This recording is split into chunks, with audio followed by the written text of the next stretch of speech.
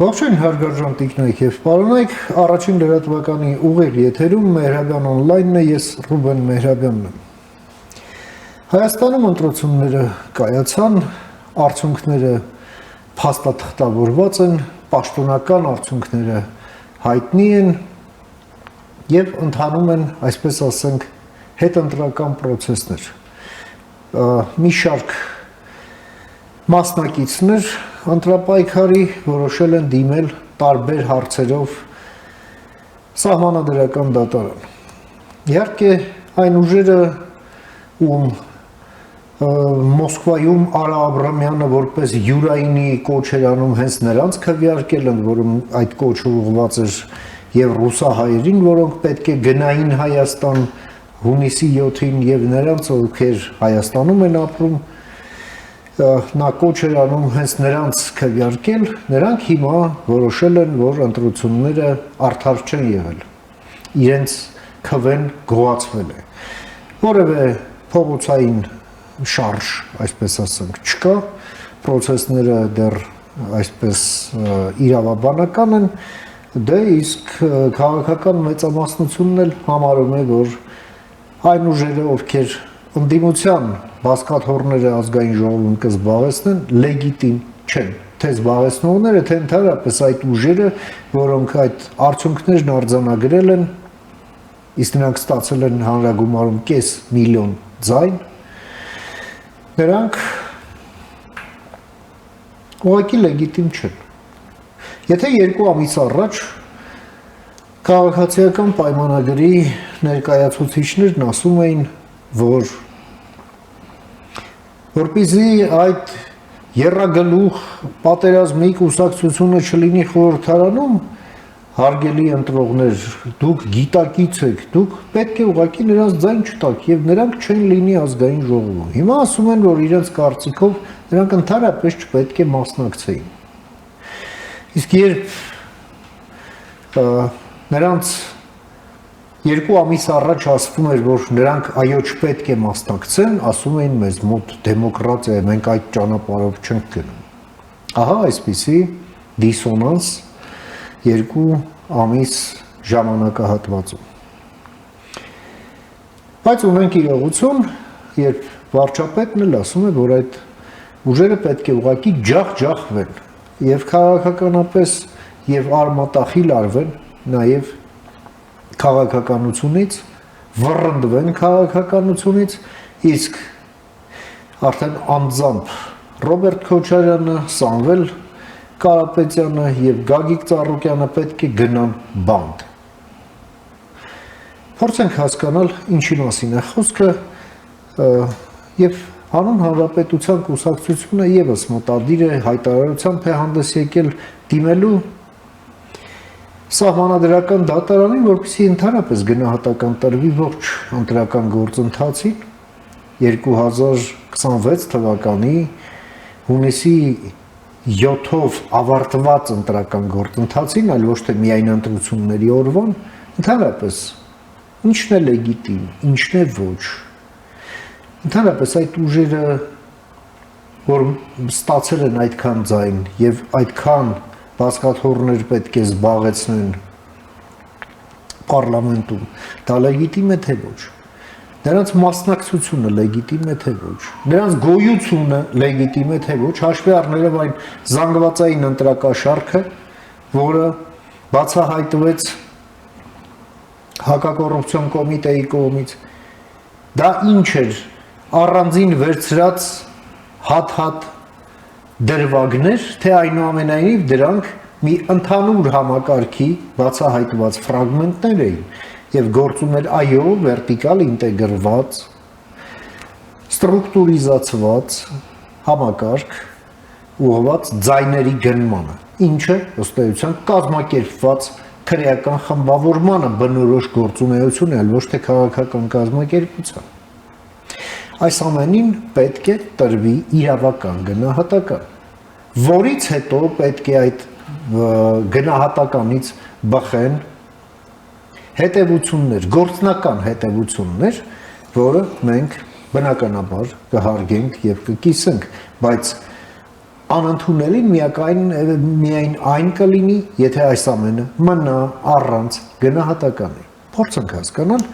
եւ այդ նպատակով մի հարգարժան հյուր եմ հրավիրել մեր տաղավարում, սիրով ուզում եմ ներկայացնել մեր հյուրն է իրավաբան, իրավագետ Արտաշես Խալացյանը, բարև ձեզ Խալացյան, շնորհակալ եմ հրավիրելու Ես եմ շնորհակալ։ Դուք այս process-ներին նաև որպես մասնագետ նայում եք իրավաբանական տեսակետից, իրավագիտական տեսակետից, իրավունքի տեսակետից։ Համաձայն եք, որ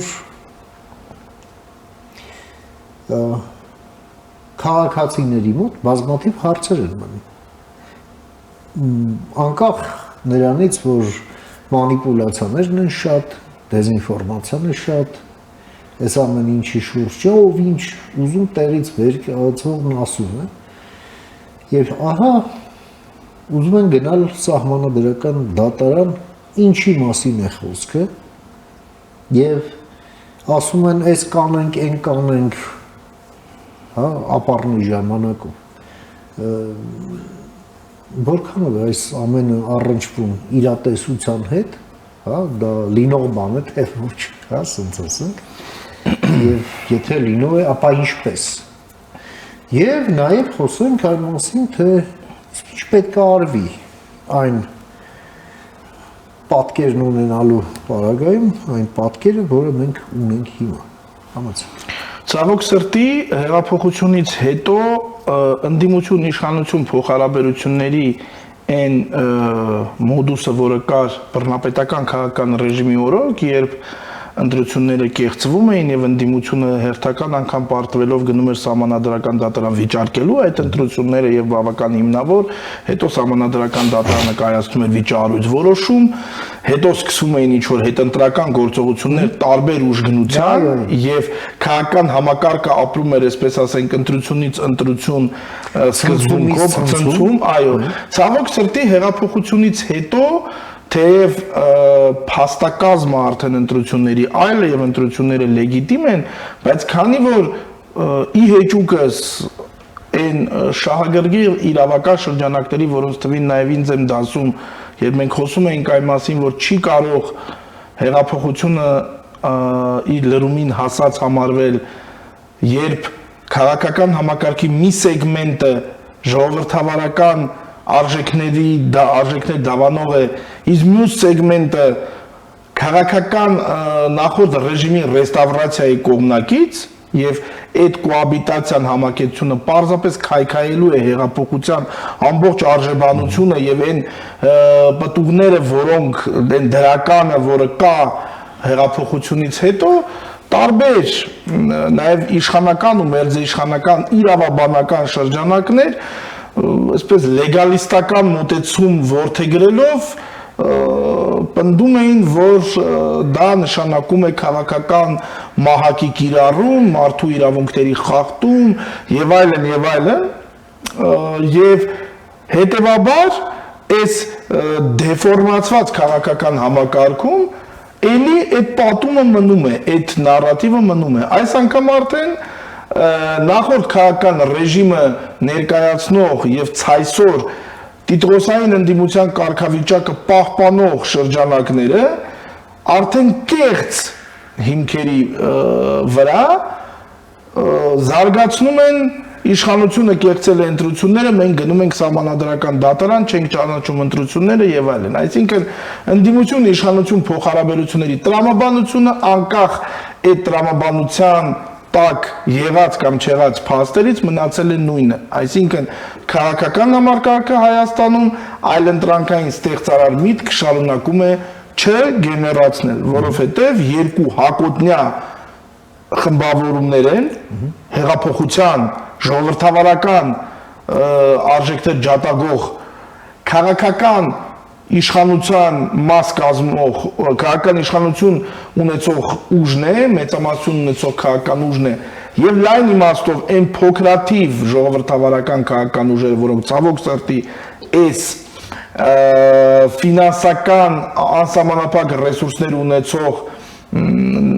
ուրեմն այս քաղաքական ուժերն են բռնապետությունից մեծ ժառանգություն մնացած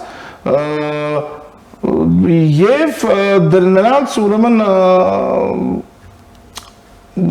այսպես ասենք ընդդիմախոսները կամ հակառակորդները լրիվ այլ պատկերացումներ ունեն Հայաստանի վերաբերյալ ընդհանրապես մարդու իրավունքների ժողովրդավարություն մերժող ուժեր են, պարզ է, որ այս բևեռացված ուրեմն հակամարտության բևեռացված այս քաղաքական դաշտի պայմաններում լինում է այսպիսի պատկեր, որը լայն իմաստով հասարակային շահ չի արտահայտում, որովհետև խորհրդարանը պետք է լինի իշխանության եւ ընդդիմության որոշակի արժեքային ընդհանրության վրա ձևավորված իշխանության եւ բազային մակարդակ։ Այո, կոպիտ ասած նույն Գերդաստանի երկու տարբեր ընտանիքներ, եթե կուզեք, բայց որոնք ունեն բազային ընդհանրություն, ինչն է ինքնիշխանություն, ժողովրդավարություն, սահմանադրականություն, այո, դա այն անքննելին է, դա այն իրենց քաղաքական գենոմի մեջ պետք է լինի, քաղաքական գենոմի մեջ պետք է լինի, իսկ պետք է արդեն խոսեն, պայքարեն, հակամարտեն ավելի լավ Հայաստան ունենալու, բայց ոչ թե Հայաստանի արմատների շուրջ, հա։ Եվ հիմա այս իրավիճակում խորհրդարանում մենք չենք կարող խոսել պարլամենտարիզմի մասին, մենք չենք կարող խոսել լիարժեք լեգիտիմ խորհրդարանի մասին, որտեղ խորհրդարանը հատկապես պարլամենտական կառավարման պայմաններում դա իշխանության եւ ընդդիմության հենքի վրա ձևավորված պետական մարմին է, որտեղ եթե ընդդիմությունը լեգիտիմ չէ, դու չես կարող խոսել ոչ ընտրությունների լեգիտիմության մասին լիարժեք, ոչ խորհրդարանի լեգիտիմության մասին լիարժեք, եւ այս իրավիճակում եւ դու թողնում ես իրենք խաղանես խաղը, որը կոչվում է ժողովրդավարական ընտրություններ, դե կգնաս սահմանադրական դատարան, իսկ ինչու ոչ, եւ կսպառեն, այսպես ասենք, բոլոր լեգիտիմ քաղաքական եւ իրավական գործիքները իրենց կեղծ քաղաքական օրակարգերը լեգիտիմացնելու համար, այսինքն կողքից երևում է, որ ուրեմն ընտրությունները այդքան էլ լավը չեն եղել, հա, դիմում են սահմանադրական դատարան եւ այլն, հա։ Եվ հաշվի առնելով նաեւ այն հանգամանքը, որ ցավոք սրտի մեր դատական իշխանության մշակույթն էլ դեռևս այսպես ասենք գեր, այսինքն չեզոքությունը ընկալում է որպես վախվորացություն, այսինքն օրինակ ամերիկյան գերագույն դատարանի դատավորները կարող են անգամ մամուլի ասուլիս տալ իրենց իսկ կայացրած որոշման վերաբերյալ եւ անգամ իրավական շրջանակներում ցույց տալ օրինակի համար թե ինչ է նշանակում իրավունքի չարաշահում, օրինակ եթե մենք 2021-ին վերադառնանք, այն խայտարակ պերֆորմանսը, որը կար, որ բան չկար ասելու, բայց օրեր շարունակ ինչ որ ելույթներ էին ունենում եւ այլն, վերջում ակնհայտ էր, որ պետք է սահմանադրական դատարանը մերժեր այդ դիմումները, հա։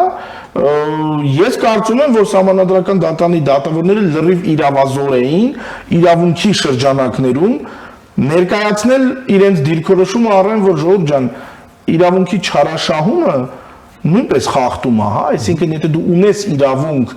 դիմելու սահմանադրական դատարան, դա չի նշանակում, որ ասենք դիմումը պետք է լինի ակնհայտ անհիմն եւ դու ուղղակի գաս տեսախցիկի առաջ քեզ ցույց տաս, հա, բայց օրը 3 անգամ ուտելուց հետո դիմես, հա, բայց քանի որ մեզանում դատական իշխանության, նաեւ դատավորների մեծամասնությունը ցանկացած հրապարակային կարծիքի արտահայտում ընկալում է որպես սեփական չեզոքության խախտում եւ կարծես թե ինքնագնահատությամբ է զբաղվում, մենք ունենք նաեւ մի վիճակ, երբ քաղաքական նպատակահարմարության եւ քաղաքական դիվիդենտներ շահելու համար որոշ այս քաղաքական շրջանակներ նաեւ սպառում են մեր հարկատուներից կողմից վարձատրվող դատավորների աշխատանքային ռեսուրսները եւ քանի որ որևէ կերպել դա ոչ օրենսդրական, ոչ որևէ լեգիտիմ եղանակով էլ չի հակազդվում ընդհանրապես նրանց գործունեությունը մեր քաղաքական դաշտում, դե լավ են անում ուրեմն, պարոն Մերաբյան, բա ինչ անեն։ Չէ, լավ չեն անում։ Չէ, այսինքն մենք լավ չենք անում, որ իրանց պահում ենք, բայց իրանք եթե մնում են, լավ, հիմա այսինքն Հայաստանում որտեղ ժողովրդավարության հաղթանակի կապակցությամբ շնորհավորում է ամբողջ ազատ աշխարհը, ոչ ազատ աշխարհը, միայն երևելի դեմոկրատ Պուտինն է, որ չի շնորհավորում, հերիք չի մի հատ էլ այն արտաքին հետախուզության քիսաչիության մեջ մասնագիտացած տնօրենն ասում, որ խնդրահարույց ընտրություններ էր, հա։ Եվ հիմա ըստ մի արշավ է գնում ապա լեգիտիմացման ընտրությունների, բայց բնական հարց է առաջանում, չէ՞, լավ Հայաստանը ոնց կարող է գոյություն ունենալ քաղաքական կուսակցություններ, որոնք Հայաստանի ինքնիշխանությունը դնում են հարցականի տակ։ Հայաստանում միջազգայինորեն ճանաչված սահմաններն են դնում հարցականի տակ։ Խաղաղությունն են դնում հարցականի տակ։ Այո։ Եվ ընտրակաշառքի վրա բռնվածներին համարում են քաղաքական հետապնդյալներ, էլ ինչ են անում, արտաքին ազդեցությունը համարում են լրիվ նորմալ։ Ասում են մեր ընկերներն են։ Մեր ընկերներն են, ախպերությունն է։ Մենք սերտ ասում ենք որոշները։ Լավ, մենք ինչ անենք սրա հետ, ու մեր իրավապահ համակարգը պետք է զանազանի, ասենք, եթե պայմանականորեն 70, թե 80, թե 90 դեպք արդեն ի հայտ է բերվել, դա ինչ է, 90 էպիզոդ է, հա, 90 ֆրագմենտ է, ընդհանուր համակարգի թե, ասենք, այդ 90 ինքնագլուխ մարդիկ, հա, տենց ինչ-որ ինքնագլուխ ձևով, չգիտեմ որտեղից փող են ճարել ու սկսել են ի հեճուկս իրենց ազնվագույն, ազնվազարմ առաջնորդների կաշառքներ տալ մարդկանց։ Ինչպես կասեր դասականը արջի ծառայություն է մատոց։ Արջի, չգիտեմ, այլ կենթանի ծառայություն եւ այլն, տարբերակ մեկ կամ տարբերակ երկու մենք գործ ունենք կազմակերպված քրեական խմբավորման հետ, որը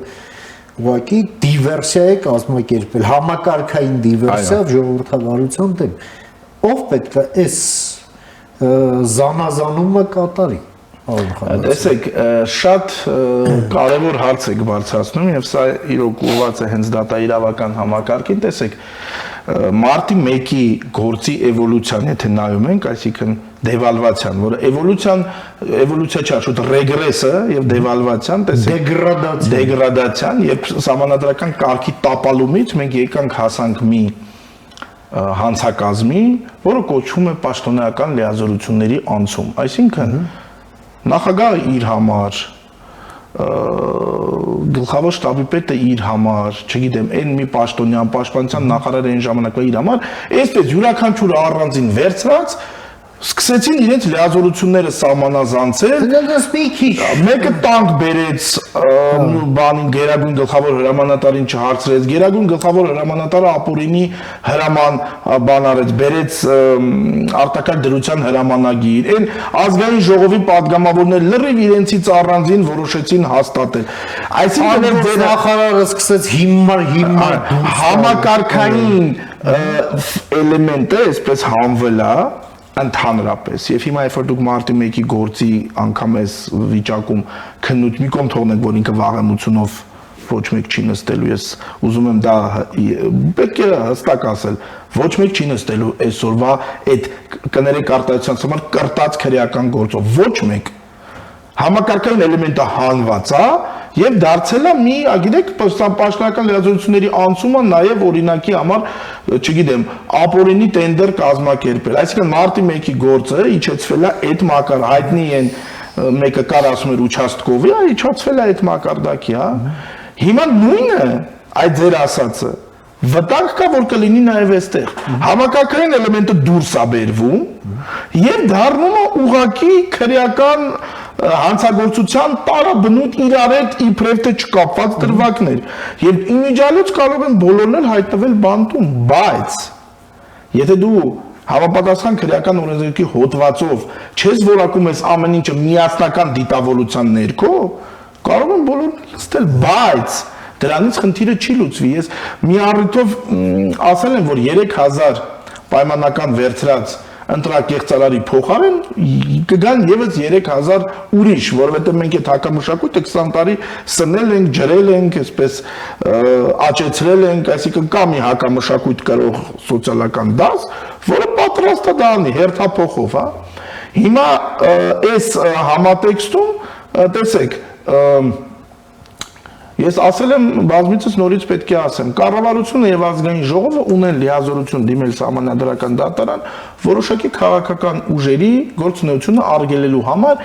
եթե նրանց գործունեությունը ուղղված է սահմանադրական կարգի տապալմանը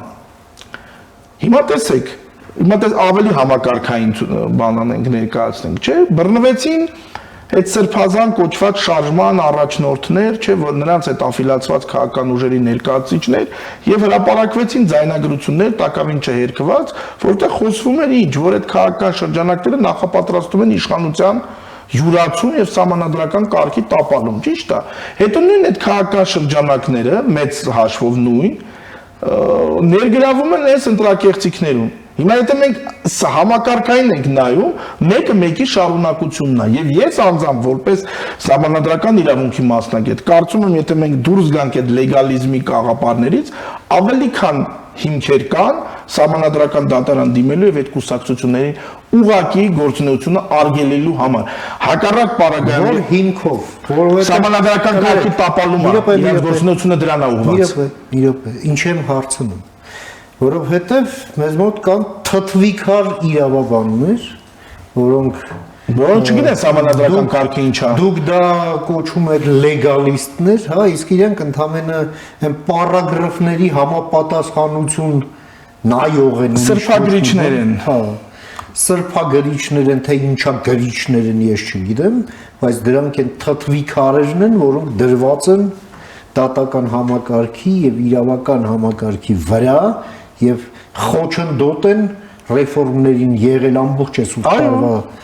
ընթացքում եւ ունեցել են առաջ խաղացումներ հիմա այ համարեք նրանք ձեզ լսում են ու մի հատ բացատրեք ինչպես է խախտվել սահմանադրական կարգը եւ ինչպես եք դուք հիմնավորում ձեր որակումը տեսեք նախ դրա համար սահմանադրության առաջի գլուխն ենք բացում որտեղ գրված է սահմանադրական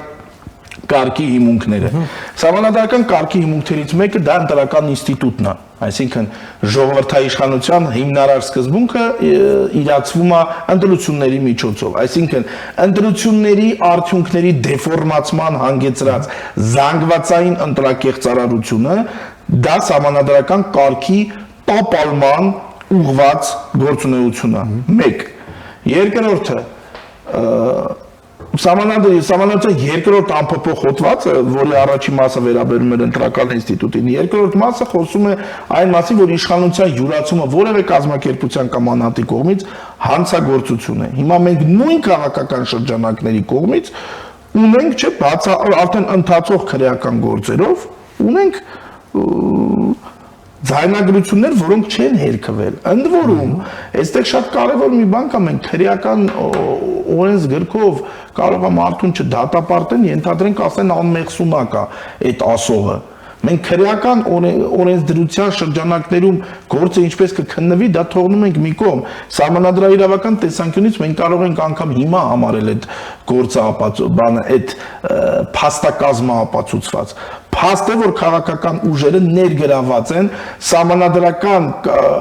կարգի հիմունքներին հակառակ իշխանության տիրացման գործընթացին, ինչպես իշխանության յուրացման նախապատրաստմամբ ահաբեկչության կամ այդ արդեն թող վարույթ իրականացնող մարմինները ասեն թե որ քրեական օրենսգրքի որ հոդվածով են որակել։ Մեկը դա իշխանության մեծ հաշվով երկուսը իշխանության յուրացումը, սահմանադրական կարգի։ Մեկը դա ուղիղ ընտրությունները ձևախեղելու միջոցով, ընտրակաշարք եւ այլն, ընտրական туриզմ նոր բառը, չէ, ասենք մարդկանց ուղղորդված դրսից բերելու եւ կազմակերպելու առումով եւ երկրորդը դա կոնկրետ հանցագործություն նախապատրաստելն է բռնությամբ զուգորդված, որը արդեն ուղղված է լինելու սահմանադրական կարգի տապալմանը, այսինքն իշխանությունը բռնությամբ յուրացնելուն։ Եվ եթե սա սահմանադրական կարգի դեմ ուղղված գործունեություն չէ, կամ սահմանադրական կարգի քարոզ, տապալման քարոզ չէ, եթե դրան գումարենք ավելի լայց բաները, հա, չգիտեմ, միութենական պետության միանալու, ուրեմն այնտեղ մեկը կար ասում էր ավելի լավ է դառնանք օբլեստ, այո մենք ուզում ենք դառնանք օբլեստ, որ վիլայետ չդառնանք։ Սա ամբողջ է, եթե մենք մեկ համակարգ Թաթարստանից սկսվեց։ Այո, եւ մենք դադարենք ասել, դե մարդա խոսքի ազատությունն է իրացնում, դե մարդա վերկացավ։ Բա մենք ինչի չենք ասում։ Օրինակ մենք ինչի, օրինակ ես ինչի չեմ, ինչու մի բան ասեմ, էլի այդպես, ուղակի, ասենք, ուղակի նախ ոչինչ չի լինում, սկսենք դրանից, որ ուղակի մարդ անգամ Facebook հենց այնպես չի մտնում, ամեն մեկը իր նախասիրության եւ ինչ որ մի նպատակով, հա, այսինքն այնպես չի էլի, որ հասուն մարդիկ մեկ էլ հանկարծ սկսում են մի ինչ որ բանից խոսալ ու ստացվում որ իրենց ուղակի ժամավաճառությամբ են զբաղվում, հա։ Հիմա սահմանադրական կարգի տապալման ուղղված գործունեությամբ զբաղվել է այսօրվա խորհրդարանական ընդդիմությունը, որը որ անցել է, եթե ընդունենք, որ անցել է խորհրդարան։ Դե ես հիմա պետք է արդեն խոսեմ մեր իհարկե ես եւ քվեարկել եմ եւ սատարում եմ գործող իշխանությանը, բայց երևի թե ճշմարտությունը ճիշտ է լսել բարեկամներից։ Տարբեր տրամաչափի գծնողներ, ստորակարճներ, պատեհապաշտներ, ինչքան ուզես յուրաքանչյուր իշխանության շուրջը կան, որոնք միշտ կասեն, որ ամեն ինչ լավ է, բայց իրենք թերևս ամենաառաջինն են փախնելու ցանկացած փորձանքի պարագայում։ Մնալու են թերևս մենք։ Դրա համար ես պետք է ասեմ, որ իշխանությունը այո, ուշացրել է այս ռեֆորմների գերակշիռ մեծամասնություն։ Եվ հիմա անգամ այն ինչ որ նախաձեռնվում է, ես որպես իրավաբան խնդիր եմ տեսնում դրա ռետրոսպեկտիվ կիրառման, այստեղ արդեն ես իրավական խնդիր եմ տեսնում։ Օրինակ, եթե դու հիմա քրեական օրենսգրքով սահմանես հանցակազմ կամ փոփոխություն, որով դու ռետրոսպեկտիվ որպես լրացուցիչ պատժատեսակ կիրառես քաղաքական գործունեության արգելքը, դրանով դու կոնկրետ մարդու իրավական կարգավիճակը վատթարացնում ես։ Դրա համար կան այլ տարբերակներ, որոնցից մեկը ես ձեզ հենց հիմա ասացի։ Դիմեք սահմանադրական դատարան, վերցրեք այդ քաղաքական պատասխանատվությունը ձեզ վրա։ Ի վերջո դուք հեղափոխական իշխանություն եք։ Ինչու ենք մենք դիմում իրավապահ համակարգին, որտեղ ոչ վեթինգ ա եղել, ոչ լուստրացիա, այսինքն մենք չունենք այդ վստահության պաշարը եւ գուցե նաեւ գիտելիքների, ես չեմ բացառում, որ կարողանան նման մասշտաբի գործ մարսել։ Դու կարեք, որովհետև դա նախ եւ առաջ ոչ թե կուսակցական, այլ քաղաքական հարց է, ոչ թե այսինքն այստեղ կուսակցաշինության խնդիր, կուսակցապետության խնդիր չէ, այստեղ ուղիղ լայն իմաստով քաղաքական հարց է, այո, հանրային շահի գեներացիայի հարց է, հանրային շահը պահանջում է ունենալ լեգիտիմ ընդդիմություն, ունենալ ժողովրդավարական ընդդիմություն։ Շատ լավ, հիմա իշխանությունն ասում է, որ ընտրությունները անցել են ազատ եւ արդար, արդյունքները հաղթողի մասով որևէ կասկած չեն հարուցում եւ պարտավորի մասով հարուցում են։ Փաստն էլ այն է, որ ըստեյության եւ միջազգային դիտորդները եւ ԱՊՀ դիտորդները ամենակարևորն է, ամենակարևորն է։ Մի վատ բառ չեն ասել, ըստ էության, թերություններ են նշում, ինչը դա շարունակական process է, բայց այնուամենայնիվ որևէ կասկած չկա հաղթողի մասով։ Հիմա իշխանությունն էլ ասում է, որ ընդդիմությունը ոչ լեգիտիմ է։ Այո։ Եվ ճիշտ է ասում։ Այո, գնահատականները ճիշտ են։ Երկրորդը իշխանությունն ասում է, որ մեզանով լիներ, նրանք ընդհանրապես չպետք է մասնակցեին։ Երկու ամիս առաջ պետք է չմասնակցեին։ Այո։ Հիմա մենք ինչ անենք այս դիխոտոմիայի հետ, էլի, հա։ Նախ պետք է նշել հետևյալը, ընդհանրապես դիտորդական առաքելությունները նաև որոշակի քաղաքականացված սեգմենտներ են, այսինքն ինչ է դա նշանակում։ Միջազգային իրավունքի տեսանկյունից պետությունը ներկայացնում է իշխանությունը, մեծամասնությունը կամ կախված կառավարման ձևից կարող է լինի նախագահ եւ այլն։ Իրենց համար կարևորը ֆիքսել, արդյոք կա լեգիտիմ որոշում կայացնելու ունակ ինստիտուտ, թե ոչ, եւ այդքանով իրենց բաները, գնահատականները հիմնականում պարփակվում են դրա շուրջ եւ այդքանով ավարտվում են։ Լեգիտիմ քաղաքական համակարգ լայն իմաստով ունենալը նախ եւ առաջ մեզ է պետք եւ այդ իմաստով պետության ֆունկցիոնալության հարց։ Այո, բայց եւ միաժամանակ նույն այդ դիտորդները նաեւ կոչ արեցին կողմերին հարգել ընտրությունների արդյունքները, այսինքն սա նաեւ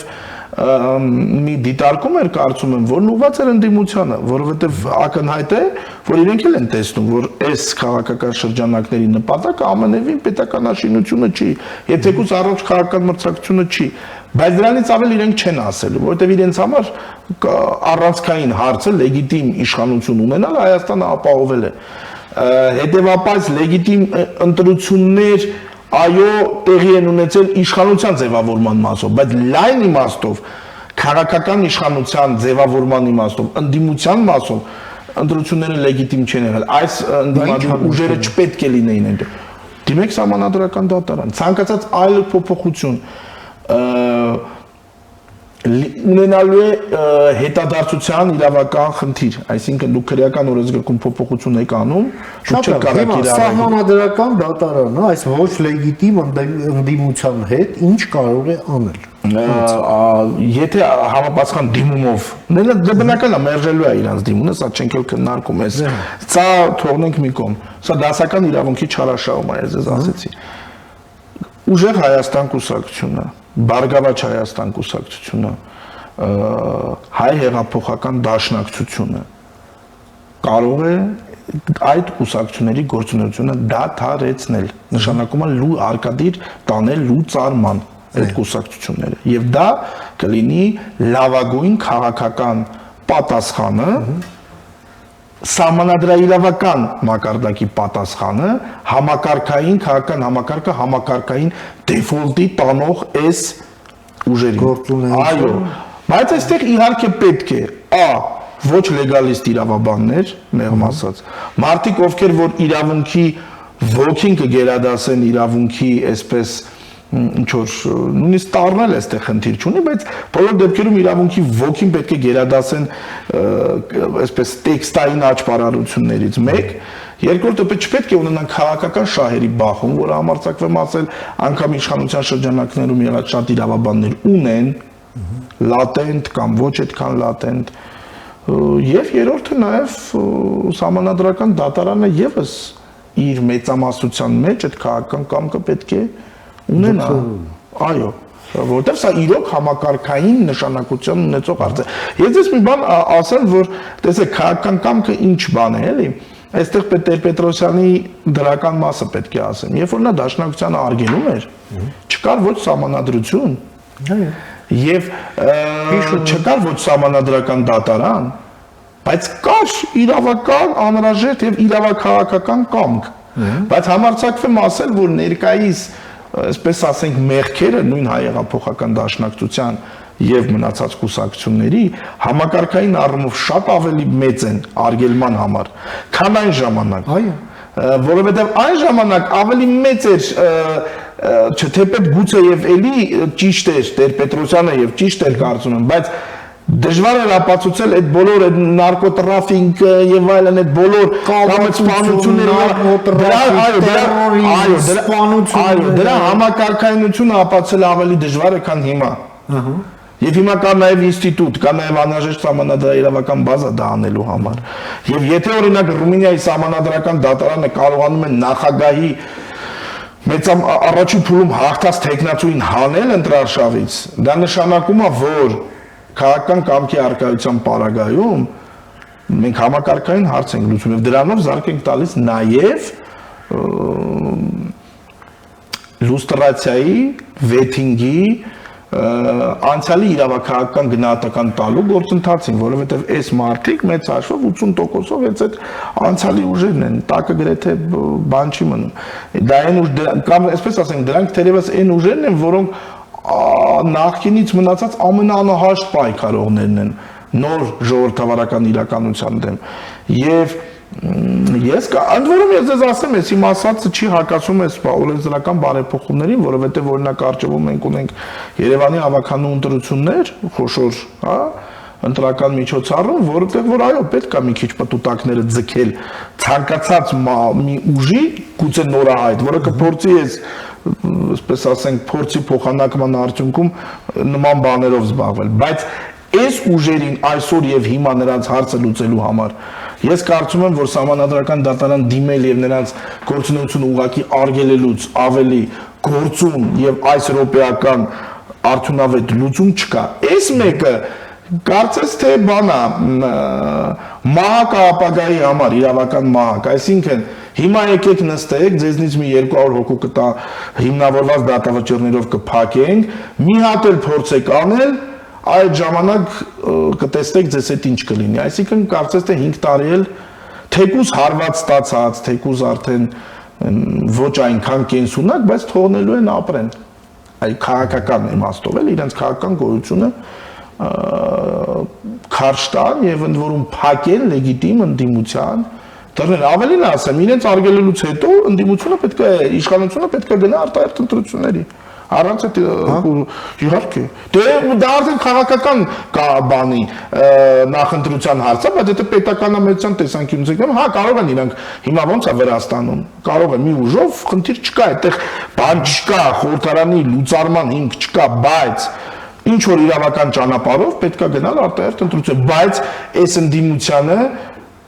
ընտրություններին չթողնելու եւ իմ ասած ճանապարհով նրանց իրավական հարցերը լուծելու համար։ Հակառակ պարագայում մեզ մոտ արդեն քաղբանտարկյալի, չգիտեմ, քաղաքական հետապնդվողի, հանցագործի եւ սրբի բոլոր կատեգորիաները կամ օրինապաշտ մարդու բոլոր կատեգորիաները խառնվել են իրար եւ հանուն ճշմարտության ասեմ, զուտ պետության հարատեվության եւ որակական զարգացման առումով մենք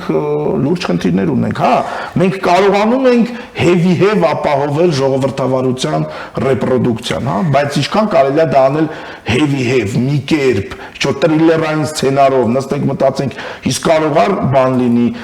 բուրբոնները վերադառնան, հա, այսպես բան անեն, հեղափոխությունը տապալվի, դե ինչքան կարելի է։ Պարոն Խալացյան, հիմա խոսենք արտաքին ազդեցության մասին, որ Հայաստանում քրեականացված չի ըստ էության, եւ Պուտինը իրեն համարում է մեր ընտրական process-ի ուղիղ մասնակից։ Մենք ընդ որում մեր կուսակցությունը այս նախընտրական շրջանում քարոզարշավի ժամանակ միակ ուժն էր, որը ուղիղ տեքստով էր խոսում այդ սպառնալիքի մասին ու դրա հետ ինչ որ բան անելու անհրաժեշտության մասին, բայց սենց էլի շրջանցում էր շատ-շատերի լսողությունը։ Հայաստանում ռուսական ներկայությունը ուղղակի արդեն բոլոր բանական սահմանները վաղուց է անցել, հա, ուժային ներկայություն, կորպորատիվ ներկայություն, շատ ուղղակի հավաքագրման, միայն հավաքագրման նպատակով ստեղծված կազմակերպությունների ազատ գործունեություն են, Բաղրամյան փողոցում ամերիկյան համալսարանի կողքը վեր են գացել, ու սա նորմալ է։ Սպուտնիկ, չգիտեմ, եւ այլ աղբակույտեր։ Ես չեմ խոսում են պարզ ագենտուրային ցանցի մասին, ռուսական բոլոր հատուկ ծառայությունները Ռուսաստանի դեսպանության տանիքի ներքո ունեն հստակ ռեզիդենտներ, որոնց անազգանունն էլ հրապարակեց The Insider-ը։ Այո։ Հիմա ինչ անենք սրա հետ։ Դրանից առաջել էր եղել, ավելի սահմանափակ։ Հիմա դուք ասում եք սահմանադրական դատարան, սրա համար սահմանադրական դատարան, հա, պետք է։ Տեսեք, այստեղ խնդիրը արտաքին քաղաքական տեսանկյունից իհարկե մենք ունենք այսպես ասենք դանդաղ շտապելու գուցե անհրաժեշտություն, բայց հավատացեք, որ իրենց ադեպտների ամենակենսունակ հատվածը իմ նշած ուժերի մեջ են։ Հասկացա։ Դա հանելուց հետո մնացածը դառնում է, այսպես ասեմ, այսպես եթե կա գործակալ եւ նրան պետք է, այսպես ասենք, ունենա նրա համար, այսպես ասենք, բան, գործատու։ Հիմա գործակալին որ հանում ես, գործատուն մնում է առանց անհրաժեշտ մատերիալի, այսպես ասած։ Իհարկե, հետո էլ պետք է մեր հակահետախուզությունը շատ նորմալ գործի, որպեսզի բան չլինի, էլի, ռևերս չլինի հիմա այլ անուններով։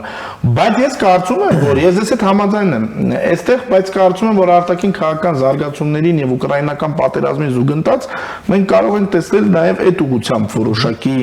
ավելի խիզախ քայլեր նաև գործող իշխանության։ Հանուն ճշմարտության վարչապետը ազնվորեն ասեց նախորդ օրը դրա մասին, այսինքն այն ռիսկերի մասին, որը կառավարելով նրանք գնում են առաջ։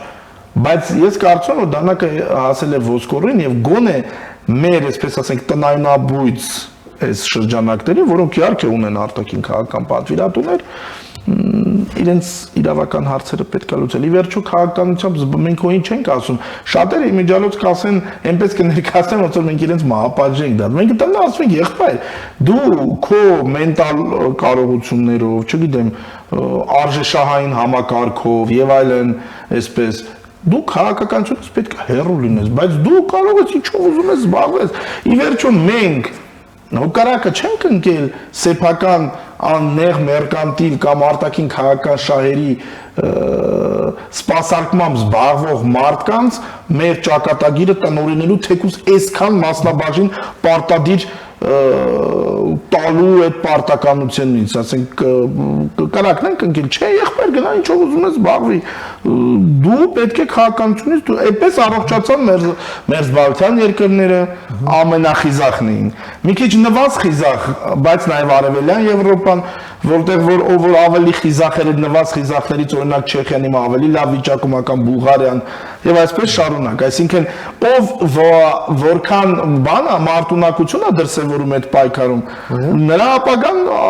ավելի լուսավոր է լինում։ Այսինքն դեզինֆեկցիայի ժամանակ այդ քլորի կոնցենտրացիան ինչքան մեծ է, այնքան ավելի մաքուր է։ Այո, ընդ որում ես մի բան ասեմ, իշխանության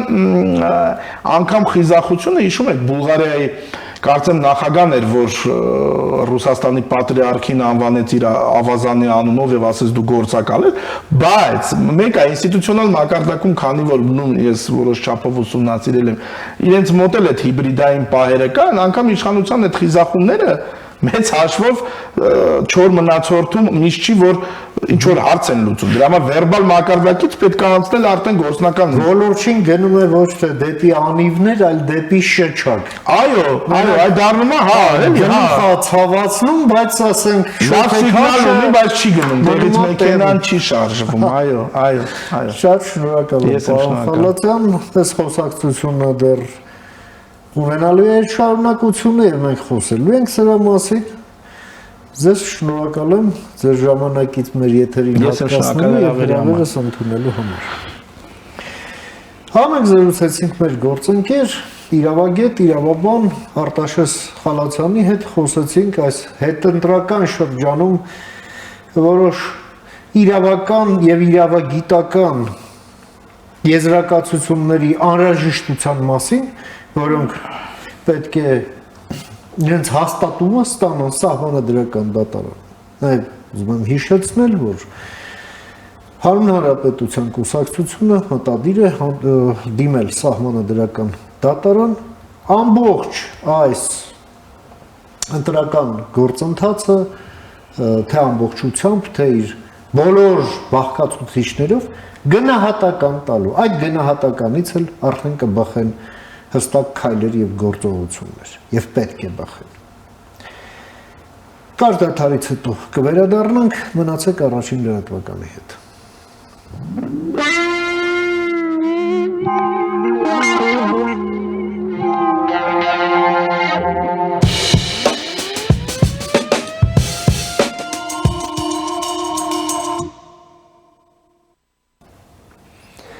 Շարունակում ենք մեր թողարկումը, առաջին լրատվականի եթերում կրկին Մեհրաբյան on-line-ն է, ես Ռուբեն Մեհրաբյանն եմ։ Մինչ մենք զբաղված էինք մեր ներքին ընտրություններով, Հայաստան-Ռուսաստան հարաբերություններով, Հայաստան-Եվրոպա, Հայաստան-Միացյալ Նահանգներ, մեր ներքին թոհուբոհով, մեր հարևան տարածաշրջանում, Մերձավոր Արևելքում այսպես մազից կախված էր խաղաղությունը եւ կար վտանգ, որ Իրանի դեմ պատերազմը կվերսկսվի եւ այդ ճգնաժամը նաեւ կարող է տարածվել մեր տարածաշրջանում։ Սակայն կնքվեց ամերիկա-իրանական այսպես միջանկյալ համաձայնություն, որը թույլ կտա շարունակել բանակցությունները, համենայն դեպս վերջ դնել պատերազմին եւ ապա շրջափակել Հորմուզի նեղուցը։ Ոչ միանշանակ են նայում նման համաձայնությանը Իսրայելում, համարելով, որ եթե Իրանում քաղաքական ռեժիմի փոփոխություն տեղի չի ունենում, ապա այն ինչում սահմանափակում է Իրանին այս պայմանավորվածությունը, դա վերականգնելը կարող է լինել ժամանակի հարց։ Բացի դրանից, Իսրայելն էլ նաև համարում է, որ այն պատերազմները, որը եղան Համասի հետ Գազայում, Հեզբոլլահի հետ Լիբանանի հարավում, դրանք ըստ էության ավարտված չեն, եւ այս համաձայնությունը ներառում է նաև զինադադար ամենայն դեպս Հեզբոլլահի դեմ այս պատերազմում։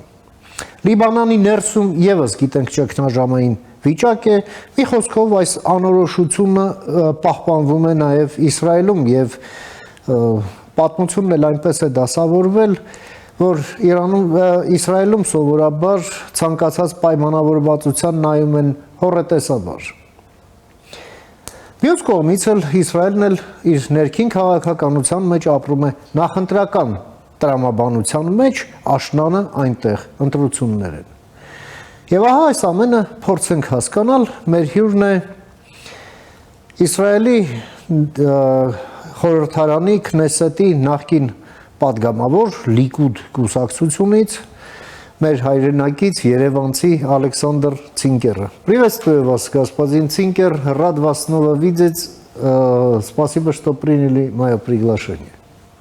Добрый день, спасибо за приглашение. Всегда рад с вами пообщаться. Взаимно. Спасибо вам. Итак, господин Цинкер, Америка и Иран пришли к промежуточному согласию такому, чтобы, во-первых, прекратить военные действия, разблокировать Ормузский пролив и начать предметные переговоры касательно уже большой такой долгосрочной сделки. К чему, в общем-то, судя по официальным заявлениям из Иерусалима, а также израильским экспертам, которые анализировали произошедшее, в Израиле на это смотрят с большим, очень большим пессимизмом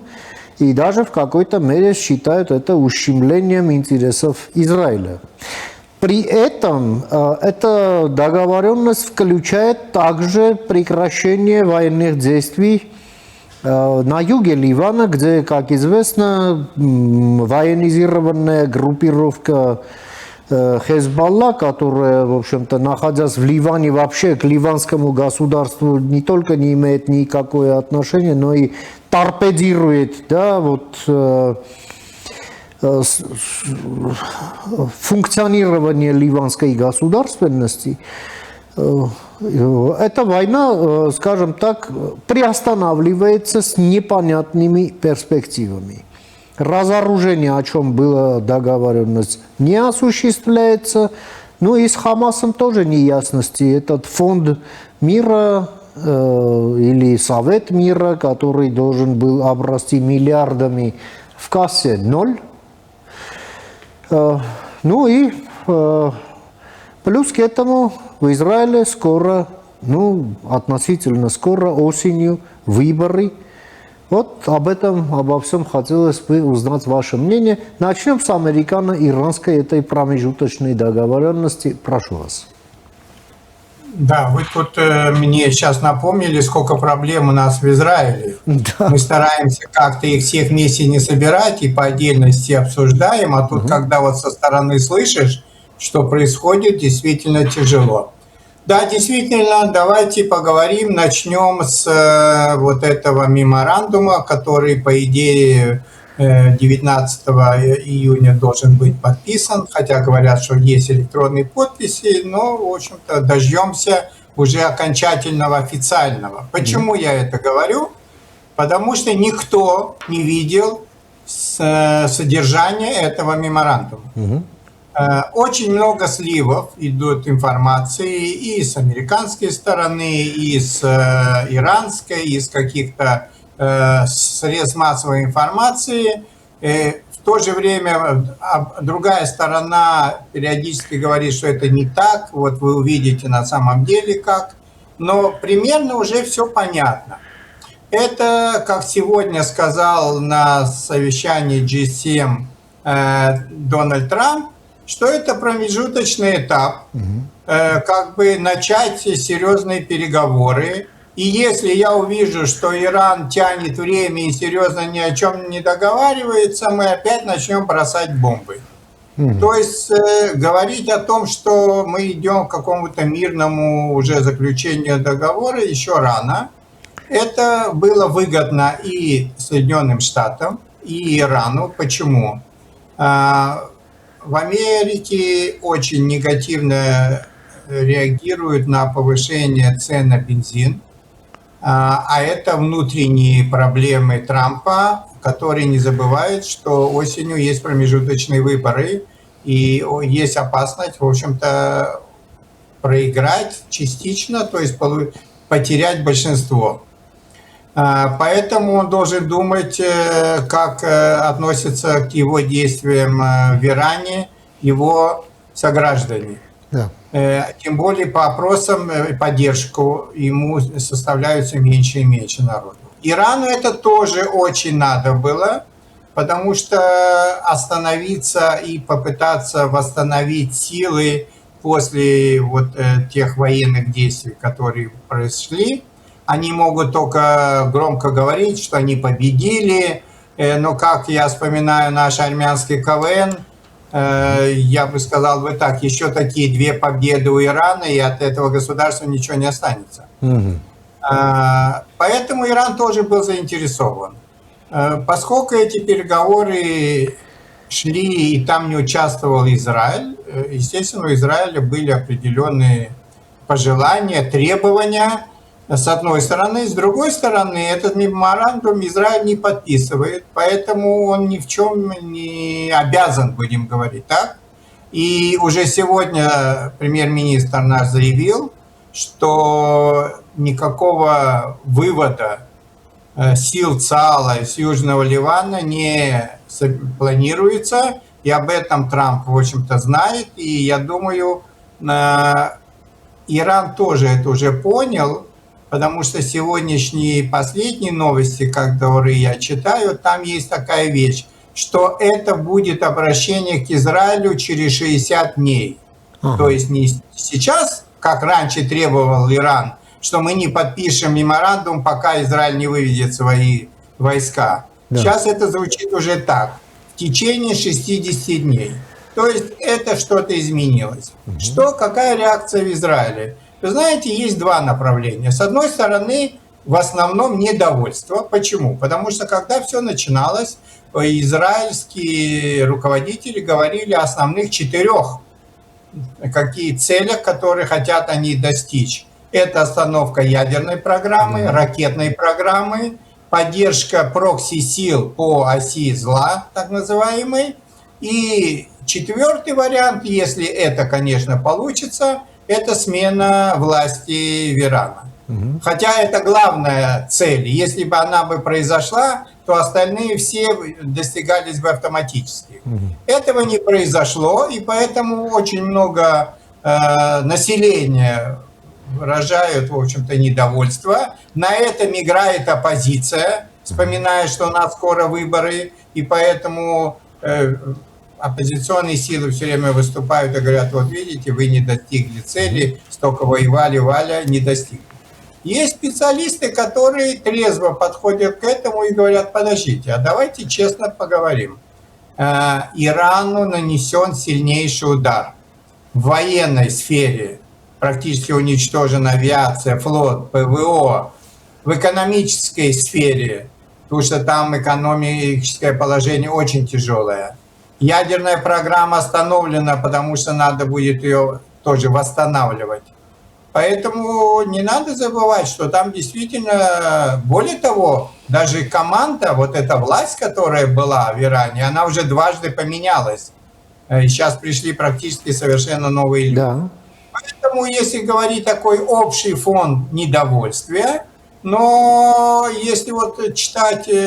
специалистов или представителей коалиции или вообще политиков, которые давно уже в Израиле, как говорится, в информационном поле, они трезво рассуждают и говорят, подождите, ничего пока плохого не произошло, еще все впереди. Мы ожидаем, что будет дальше. Очень много в Израиле, в Америке, причем не только демократы, а часть и команды Белого дома, начиная с госсекретаря, начальника ЦРУ и министра войны, как они там говорят, они сомневаются в том, что эти 60 дней пойдут на пользу, и Иран вряд ли будет серьезно вести переговоры, особенно по ядерной программе. То есть они предупреждают Трампа, что вполне возможно на каком-то этапе это все сорвется. Поэтому, если даже в Америке есть такие сомнения, то нам тоже трудно что-то прогнозировать. Будем ждать и смотреть, что происходит. Господин Цинкер, вот начиная с того рокового дня, 7 октября 2023 года, когда Израиль фактически вошел в такой режим перманентной войны, не прекращающийся, ну, правда, с разной интенсивностью, но и не прекращающийся по сей день, так и не завершившийся каким-либо образом. Параллельным сюжетом вместе вот с войнами против Ирана, это июньская прошлого года, вот мартовская война, ну и вот вся эта дипломатическая работа. Параллельным сюжетом шло вот такое поступательное, последовательное ухудшение турецко-израильских отношений, которые сейчас, ну, можно сказать, стали беспрецедентно плохими. И Израиль, ну, насколько мне, наблюдателю, это видно, выстраивает свои отношения с окружающим миром, в том числе и с учетом этого фактора. В частности, вот последние неделю назад примерно подписанный в Никозии меморандум четырехсторонний с участием Республики Кипр, Греции, Соединенных Штатов и Израиля по взаимодействию в сфере и энергетики, и безопасности. И мы видим, что также параллельно Республика Кипр договорилась с Францией о постоянном военном присутствии Франции на ее территории, и это вызвало возмущение Турции и лично Эрдогана. Вот здесь сложился новый клубок противоречий, и хотелось бы узнать вашу оценку текущего политического момента и какие развития вам представляются возможными вот в этом контексте. Прошу вас. Действительно, отношения между Израилем и Турцией, они на самом таком низком уровне. После того, как Эрдоган решил стать во главе антиизраильского, такого антисемитского направления, постараться быть вот таким лидером среди пропалестинских сил во всем мире и на Большом Ближнем Востоке, причем зачастую переходя на личности, прямо против премьер-министра или каких-то еще представителей правительства, отношения действительно ухудшились до минимального уровня. И параллельно с этим, говоря о том, что вы сказали, вот Восточное Средиземноморье, вот этот тройственный союз в начале Кипр, Греция, Израиль, он же уже недавно, не только сейчас появился. Да. Это уже несколько лет. Происходят встречи, происходит координация в разных направлениях и энергетики, и безопасности, и связи. И сейчас это пошло следующим этапом, что подключилось вот на этой троице еще Соединенные Штаты. И действительно очень большая программа, особенно по вот, связи, потому что мы планируем вот, интернет-коммуникации пустить через ближайший это Кипр раз. Параллельно с этим газоснабжение мы хотим пустить в Европу тоже через Кипр. когда-то на это надеялась Турция, что она предложит Израилю, чтобы через Турцию это все шло. И еще третье направление – это вооружение, безопасность, нашей системы обороны, которые тоже очень хорошо уже используют наши вот эти партнеры по вот этому союзу. Понятно, что это не нравится Турции,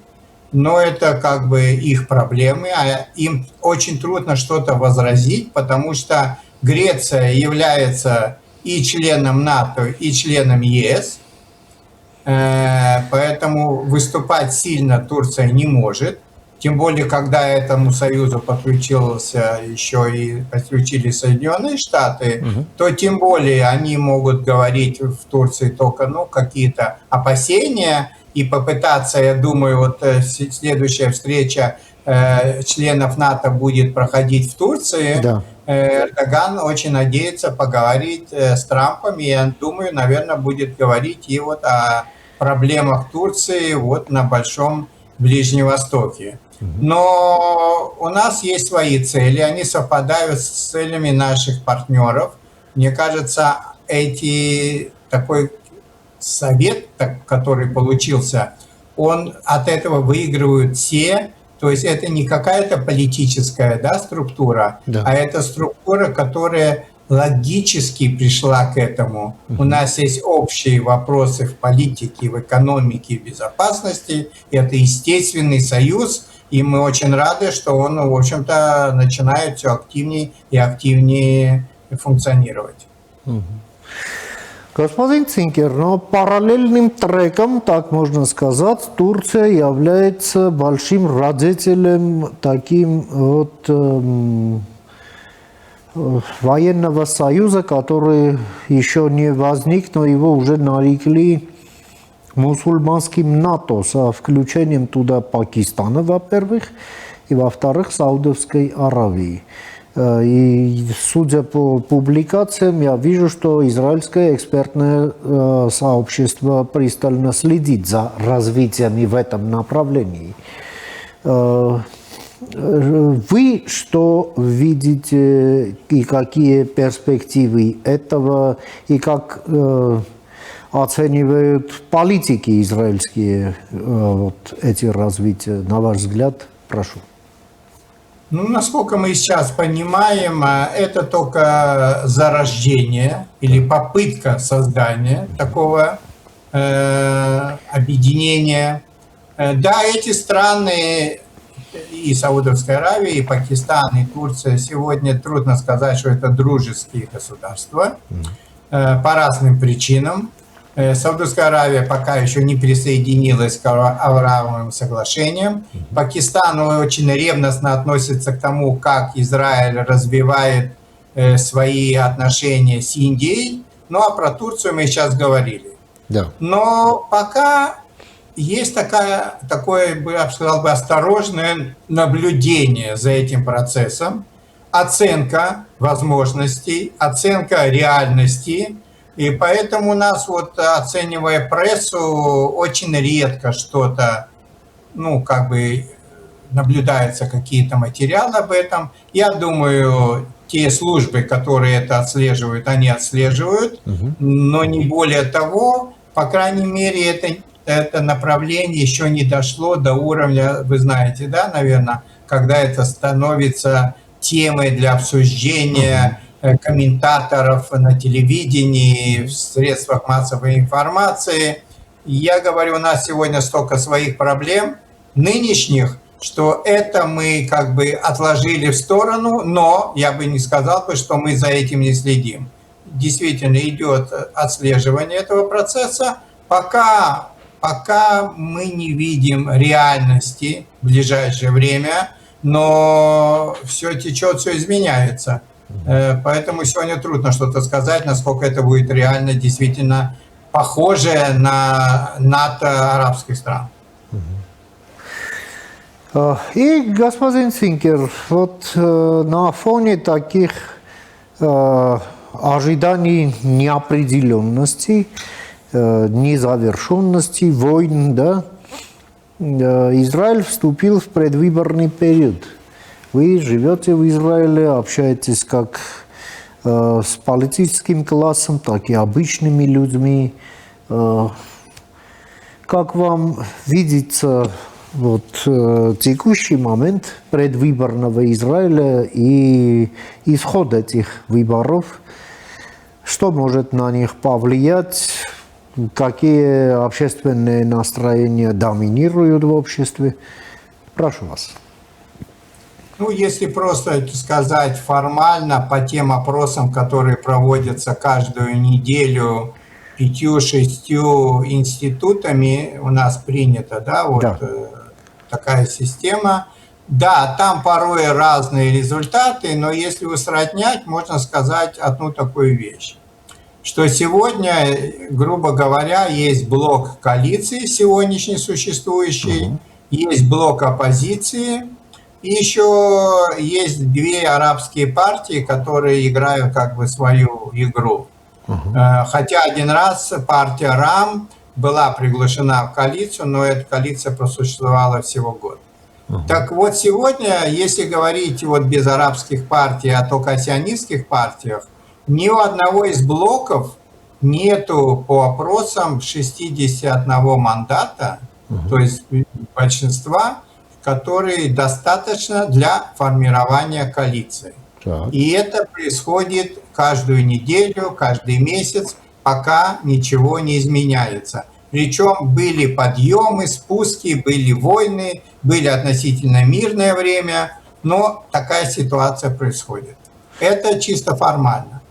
Действительно, есть фигура Нетаньяху, которая на нескольких выборах уже была как бы тем паролем для голосования. Ты за Нетаньяху или ты только против Нетаньяху? Да, это, конечно, честно говоря, меня раздражает, потому что я считал всегда, что должны голосовать за партии идеологические. Да.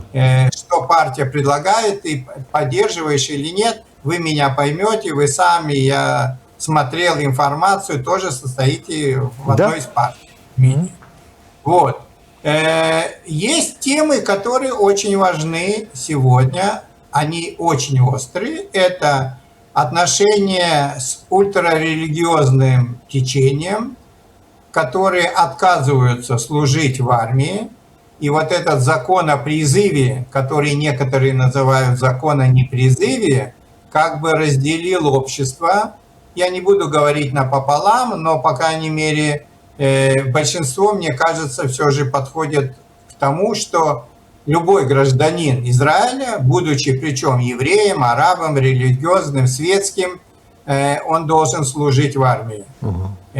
Да, могут быть какие-то случаи, по какой-то причине кого-то освобождают, но, в общем-то, один закон для всех. И вот тут очень много играют на этом партии, которые говорят, что мы придем к власти, и чуть ли не первый закон будет наш законопроект о том, что вот призвать всех в армию, ну, по закону. Это одна тема. Вторая тема до сих пор у нас осталась, это создание госкомиссии по изучению трагедии 7 октября. Тут тоже есть проблема, есть предложение нынешней коалиции создать такую совместную комиссию из оппозиции, из коалиции 3 на 3, и вот чтобы они рассматривали этот вопрос, потому что сегодня правительство не доверяет судебной системе Израиля. Если вы помните, эта коалиция, придя 4 года тому назад, одно из их главных направлений была реформа судебной системы, из-за чего начались первые волнения в Израиле. Они до сих пор остались, вот этого недоверия, и поэтому они говорят, мы не доверяем, чтобы Багат сформировал эту комиссию. Это вот есть темы, о которых говорят на всех митингах, особенно оппозиции, о чем они будут требовать. Коалиция, естественно, будет объяснять ситуацию, более того, надеясь выиграть, явно победить в этой войне с Ираном,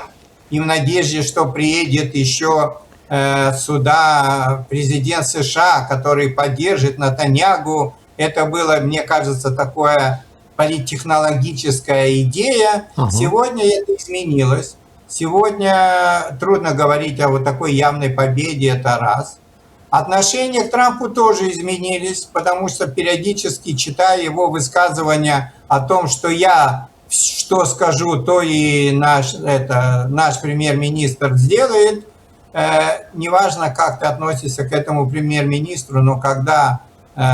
президент какой-то другой страны так отзывается о нас, это не вызывает уважения к этому человеку. Поэтому вот эта поддержка Трампа, мне кажется, сегодня она даже условно может и иметь такую отрицательную коннотацию. Поэтому сегодня я вижу, Ликуд даже перестраивает свою предвыборную кампанию, которая к ней готовится, и там будут совершенно другие акценты. Сегодня идет поиск каких-то вариантов комбинаций, кто с кем вполне возможно пойдет в какие-то блоки. И я не исключаю, вполне возможно, может получиться так, что когда станет вопрос после выборов, подсчитав результаты, и что когда увидят, что нету какого-то блока большинства, вполне возможно появится идея, как несколько раз в истории Израиля бывало, создание правительства национального единства. Потому что национальное единство сегодня для Израиля – это главная цель и главная проблема. Всех врагов внешних мы одолеем. И Иран, и Хамас, и Хизбаллу – нет проблем. А вот национальное единство внутри страны потерять – это самое опасное. И я надеюсь, чтобы после этих выборов мы пришли к сближению между разными слоями населения, а не наоборот. Да, действительно, это очень поучительная история для других стран тоже, причем так вот на поверхности. Господин Цинкер, мы говорили о выборах в Израиле, которые еще состоятся осенью. Но вот в Армении состоялись недавно выборы, уже известен результат.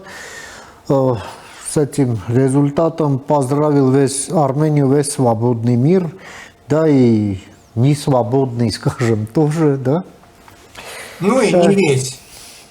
Не свободный поздравил. Да, там есть одно исключение в лице одного очень видного демократа, это да. Ну ничего, переживем. Ну, я думаю, еще поздравят. Ну да. И вот